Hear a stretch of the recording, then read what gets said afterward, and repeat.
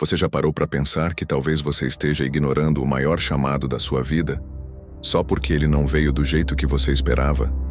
Enquanto muita gente corre atrás de respostas rápidas, sucesso instantâneo ou uma fé sem dor, existe uma voz, antiga, firme, real, chamando quem tem coragem para dizer sim e não.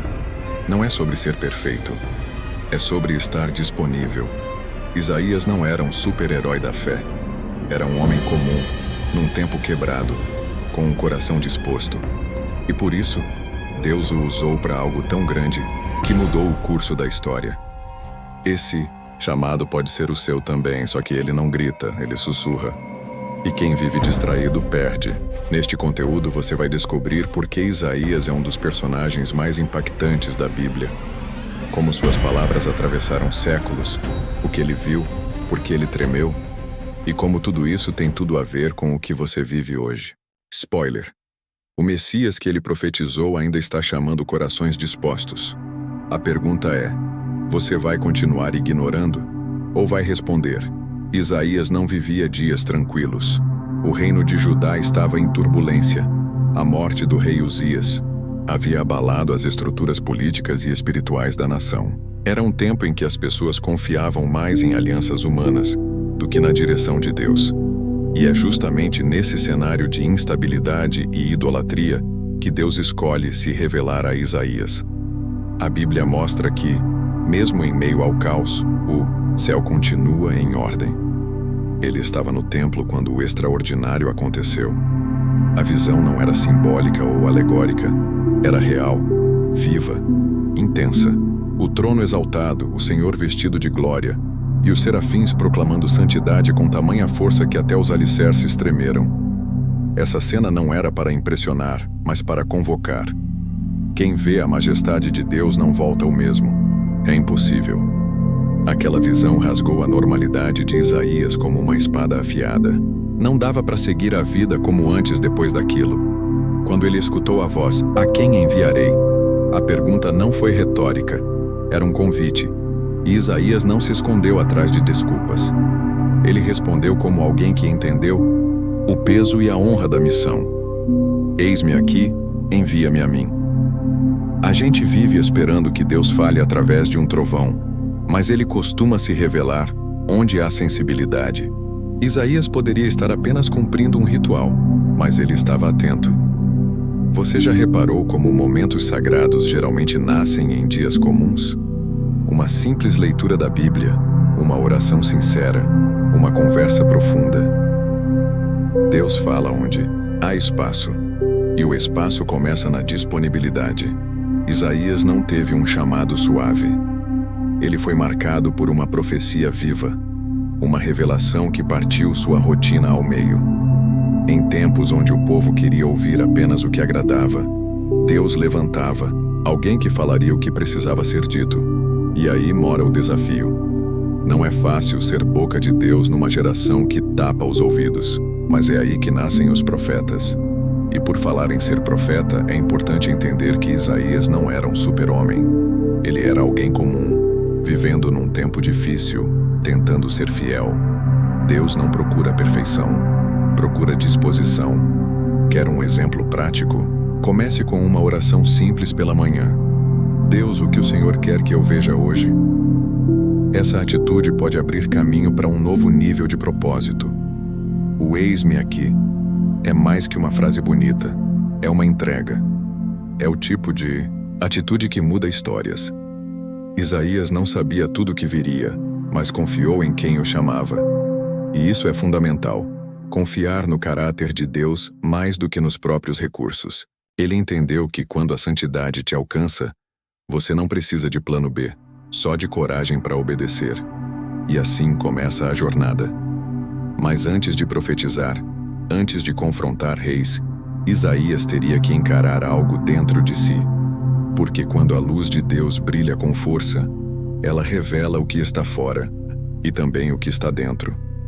Quando Isaías viu o Senhor exaltado em glória, sua primeira reação não foi euforia, foi desespero. Ele não celebrou a visão, ele tremeu. Disse: "Ai de mim, estou perdido." E não foi força de expressão, Ele se viu diante da santidade absoluta e entendeu num segundo a distância entre ele e Deus. A profecia não começa na fala, começa no confronto interno. É interessante como a presença divina não esmaga, mas expõe. Isaías não precisou que ninguém o acusasse. Ele mesmo confessou: sou homem de lábios impuros. A luz de Deus é como um raio-x espiritual. Mostra o que está escondido, sem ruídos. E essa exposição não é para condenar, é para transformar. Arrependimento não vem do medo, vem da consciência. A grandeza desse momento está na sinceridade. Isaías não tentou negociar com Deus. Não disfarçou, não relativizou, não disse: mas todo mundo faz. Ele se entregou como estava. É o tipo de atitude que muda destinos. E olha, muita gente não recebe cura porque ainda está tentando esconder a ferida. Mas quem se abre, permite que Deus trate de verdade. Deus não o interrompeu. Não corrigiu a teologia. Apenas respondeu com ação. Um serafim pegou uma brasa do altar e tocou os lábios do profeta. Não foi uma punição, foi uma purificação. O altar, símbolo da redenção, se conectou com a falha do homem. É aqui que a Bíblia nos ensina que Deus não apenas chama, Ele também limpa e capacita. Sabe aquela sensação de não estar pronto? Isaías sentiu isso antes de dizer: eis-me aqui. A purificação veio antes da missão. Isso muda tudo. Deus não espera a perfeição, espera a humildade. Uma dica prática: escreva num caderno: o que em mim ainda precisa de transformação? Reflita e ore sobre isso com sinceridade. Começa assim, é quase paradoxal. Só quem reconhece o próprio pecado é que pode falar em nome de Deus com verdade. Isaías foi usado não apesar da sua falha, mas depois de encará-la de frente. E a mesma lógica se aplica hoje. Aqueles que querem falar de arrependimento precisam vivê-lo primeiro. Não é sobre perfeição, é sobre postura. Essa parte da história também mostra como Deus age de forma personalizada. Ele não enviou Isaías para um retiro ou um curso de oratória. Ele tratou exatamente onde Isaías se sentia indigno: os lábios. Deus vai direto ao ponto. Às vezes, aquilo que você sente como maior fraqueza é justamente onde Ele quer tocar com fogo purificador. E assim, de pecador consciente, Isaías se tornou profeta autorizado. Mas esse não seria o fim da sua transformação, apenas o começo. Porque agora, com os lábios limpos e o coração rendido, ele estaria pronto para anunciar algo muito maior que si mesmo. Isaías não só falou sobre o presente da sua geração, ele atravessou os séculos com suas palavras. O que ele viu ia muito além dos muros de Jerusalém. Ele enxergou o Messias, não como um conceito abstrato, mas como uma pessoa real. Um menino nos nasceu, um filho se nos deu. E não parou aí. Ele descreveu até o sofrimento, as feridas, o silêncio. Tudo isso centenas de anos antes de acontecer. Isso não é ficção, é profecia viva. Isaías descreveu com detalhes algo que só se cumpriria séculos depois, em Jesus Cristo. A precisão é tamanha que parece relato de testemunha ocular. E isso ensina algo poderoso. A palavra de Deus não está presa no tempo. O que a Bíblia promete, se cumpre. Pode demorar, pode parecer impossível, mas nunca falha. Imagina, Isaías tentando explicar aquilo ao seu povo. Como dizer que um rei nasceria como bebê, que salvaria através do sofrimento, que reinaria pela paz e não pela espada. Era contraintuitivo demais. Mas ele falou. E nos dias de hoje, ainda é difícil entender que a glória pode vir pelo caminho da cruz. O Messias veio para servir, não para dominar. E por mais que pareça distante, esse tipo de fé ainda é necessário. Tem coisa na sua vida que Deus já prometeu, mas que ainda não se cumpriu. Então lembra de Isaías. Ele profetizou para gerações que nem existiam ainda. É o tipo de confiança que se planta agora, mas floresce no tempo certo. Quando você lê a Bíblia, leia também com expectativa. Ela não mente. Isaías nos ensina a viver olhando além do agora. Ele não era um otimista, ele era um visionário. E quem vive pela fé aprende a enxergar com os olhos do Espírito. Uma aplicação prática: escreva num papel promessas que você sente que Deus já te deu. Leia Isaías 53 com calma, medite. Vai ver que às vezes a esperança mais firme nasce da dor mais funda. Isaías via o futuro como quem vê o nascer do sol no horizonte, ainda escuro, mas com certeza de que a luz viria. E isso é fé. Ele anunciou o Messias quando o povo só via exércitos inimigos. Ele declarou cura quando tudo cheirava à morte. Esse tipo de ousadia nasce de quem se encontrou com a santidade e não tem mais medo da opinião pública. E olha, que curioso! Os próprios discípulos de Jesus citaram Isaías repetidamente. Ele foi de longe um dos profetas mais usados no Novo Testamento. Isso diz muito. Gerações se alimentaram de suas palavras porque ele falou com base na verdade eterna. Profecia assim não se apaga, e seu impacto vai além de palavras bonitas. Toca a eternidade. Isaías cumpriu o que foi chamado para fazer. Mas agora que sabia quem viria, sua missão ganharia outro tom. Ele teria que proclamar essa verdade num cenário hostil, onde a idolatria gritava e o povo se recusava a ouvir. Isaías não profetizou em tempos de calmaria. Ele viveu no meio de uma geração teimosa, onde o pecado era rotina e a idolatria já fazia parte da cultura. A liderança política estava corrompida. Os altares estavam divididos entre o Deus verdadeiro e os deuses pagãos. A nação, segundo a própria Bíblia, havia se tornado rebelde desde a raiz. E foi nesse cenário que Isaías teve que se levantar, mesmo sendo impopular. Falar de santidade num ambiente corrompido é como acender uma lanterna em sala cheia de gente dormindo. Incomoda. Isaías não teve um púlpito confortável. Ele foi rejeitado, mal interpretado, ignorado, mas não recuou. A missão dele não dependia de aplausos e sim de obediência. Se o céu falou, ele falava, mesmo que ninguém quisesse ouvir. Imagine estar diante de reis que podiam tirar sua vida com um estalar de dedos, e ainda assim dizer verdades duras. Isaías não se curvou. Ele denunciou o pecado nas praças, nos palácios e nas casas. E não por arrogância, mas por amor. Porque quem entende o peso da profecia sabe que calar-se também é uma forma de negligência. Sabe aquele ditado, quem cala, consente? Isaías não consentiu com o pecado de seu povo. Enquanto todos preferiam o silêncio confortável, ele escolheu o confronto construtivo. E isso tem um custo. Às vezes, ser fiel à verdade vai fazer você parecer o chato do grupo. Mas ser luz nunca foi sobre agradar, foi sempre sobre iluminar. E o mais intrigante, ele não gritava com ódio, mas falava com dor. Quem lê Isaías com atenção sente o peso emocional em suas palavras. Ele não queria destruir o povo, ele queria vê-lo voltar. Arrependimento era seu clamor, não punição. Ele chamava à mudança, ao realinhamento com Deus, à restauração da identidade perdida. Uma aplicação prática: em tempos em que todo mundo reposta o que é conveniente, seja alguém que compartilha o que é verdadeiro. Sabe aquele amigo que está indo por um caminho ruim? Chamar para um café, ouvir com atenção e falar com amor pode ser mais profético do que postar um versículo. Isaías nos ensina que falar a verdade com compaixão é um ato de coragem. E o mais inspirador é que Isaías não desistiu. Mesmo diante da rejeição, ele continuou. A missão dele não dependia da resposta do povo, mas da fidelidade ao chamado. Ele compreendia que ser profeta era mais do que falar.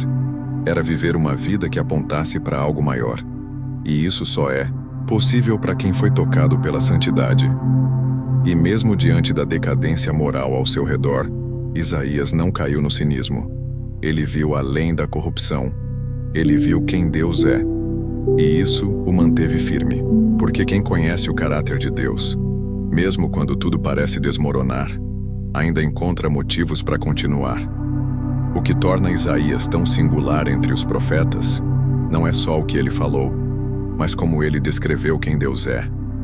Ele não Pintou um retrato frio ou distante. Ele revelou um Deus que é justiça pura, mas que também é compaixão infinita. Um Deus que corrige com firmeza, mas abraça com misericórdia. A Bíblia em Isaías mostra que a santidade de Deus não o afasta de nós. Ela o move em nossa direção. É impressionante como ele equilibra justiça e graça na mesma sentença. Em Isaías 1:18, Deus convida: "Vinde e arrazoemos, ainda que os vossos pecados sejam como a escarlata, se tornarão brancos como a neve." Isso não é só poesia, é redenção pura. O convite ao arrependimento não vem com o dedo apontado, mas com braços estendidos. Deus quer restaurar, não descartar. Isaías também nos lembra que Deus não se cansa. No capítulo 40, ele diz que não se fatiga nem se esgota. Ou seja, ele não está limitado pela nossa fraqueza. Quando todo mundo desanima, ele permanece firme. E mais, ele dá força aos cansados. Quem nunca precisou ouvir isso em um dia difícil? Quem nunca precisou de um renovo em tempos de seca emocional? Esse retrato do caráter divino muda a forma como a gente se relaciona com ele. Não é um juiz esperando você tropeçar, mas um pai esperando você voltar. Isaías rompe com o estereótipo do Deus distante e frio. Ele apresenta o Messias como servo sofredor cheio de compaixão, que levaria sobre si as dores de muitos. Quem conhece esse Deus não tem como permanecer indiferente.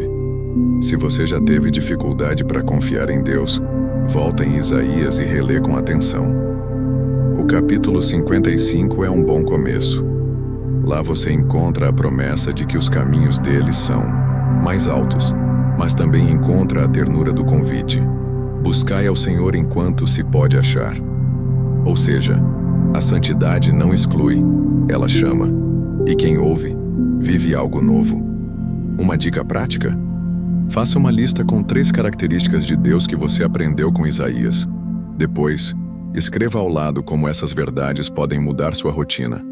Por exemplo, se Deus não se cansa, por que você vive tentando fazer tudo sozinho? Profecia não é só previsão, é também revelação de quem Deus é. E isso muda tudo. Isaías enxergava além das calamidades, porque confiava no caráter imutável de Deus. Ele sabia que o juízo era necessário, mas nunca era o fim. Sempre havia esperança. Sempre havia um fio de misericórdia entre as linhas da correção. E essa visão equilibrada é rara. Gente que só prega juízo ou só prega graça se perde. Isaías mostra que é possível ser inteiro. Mas quanto mais ele conhecia o caráter de Deus, mais ele se tornava consciente do legado que estava construindo. Porque afinal, o que você faz com esse conhecimento diz muito sobre o tipo de fé que você deixa para quem vem depois. Isaías não escreveu palavras passageiras. Ele deixou um legado. Seu livro se tornou um dos pilares da Bíblia, citado mais de 60 vezes no Novo Testamento. Seus escritos não foram só registrados, foram preservados, estudados, transmitidos por séculos. Quando alguém lê Isaías, hoje não está apenas lendo história, está acessando profecia viva. E isso é raro. O que torna isso tão especial é que Isaías não buscou fama. Ele não escrevia para viralizar. Ele escrevia porque havia um fogo dentro dele que não podia ser calado. Ele carregava o peso da revelação, mas também o privilégio. E viveu de tal forma que sua vida e suas palavras se tornaram referência, não por marketing, mas por impacto eterno. A beleza do ministério de Isaías é que ele construiu algo que sobreviveu ao tempo, à cultura, à rejeição. A geração dele pode até não ter ouvido tudo, mas as futuras ouviram e continuam ouvindo. Aí está a importância de viver com propósito. Quando você faz algo que carrega santidade, não morre com você, se multiplica. Isso é legado. Sabe? Aquele versículo em Isaías 40 que diz: "Os que esperam no Senhor renovarão as suas forças." Quantas pessoas já não se levantaram depois de ouvir isso? A palavra de Isaías não foi só para consolar um povo específico, foi para todos os que viriam depois. Uma dica prática: grife promessas de Isaías na sua Bíblia. Leia em voz alta. Medite. Aquilo que transforma você, transforma outros também. Isaías mostrou que ministério de verdade não se mede por curtidas, mas por frutos duradouros. Tem muita gente fazendo barulho hoje, mas daqui a 10 anos quem ainda vai estar falando algo que edifica? Isaías não gritou por visibilidade. Ele se calou quando era necessário e falou só o que o céu mandava. Por isso sua voz ainda ecoa. Você quer deixar marcas duradouras? Então invista no que tem peso eterno. Ensine a verdade, mesmo que ela custe caro. Ame as pessoas o suficiente para não deixá-las se destruir em silêncio. E se puder, escreva um diário, um livro, uma carta. Às vezes, o que você registra hoje vai ser resposta para alguém que nem nasceu ainda. Profecia também se escreve. O legado de Isaías nos desafia a pensar além do agora. A fé dele não ficou engavetada. Ela atravessou gerações. E mais, influenciou diretamente a visão dos apóstolos, apontando com precisão para o Messias. Imagina viver de forma tão alinhada com Deus que até séculos depois as pessoas ainda encontrem direção nas suas palavras. Isaías não terminou como começou. Ele terminou como alguém que inspirou milhares. E tudo isso porque, lá no começo, ele disse: "Eis-me aqui." Uma frase simples, uma entrega total. E assim, com um coração disponível, ele iniciou um movimento que ainda pulsa. Agora cabe a nós decidir que tipo de história queremos construir com aquilo que recebemos. Agora que você viu o que Isaías viveu, sentiu e profetizou, me diz, você vai continuar vivendo como se nada estivesse acontecendo ao seu redor? Ou vai parar de fugir e começar a responder ao chamado que já vem ecoando dentro de você há tempo demais? A verdade é simples. Deus ainda chama. Ele ainda purifica. Ele ainda envia.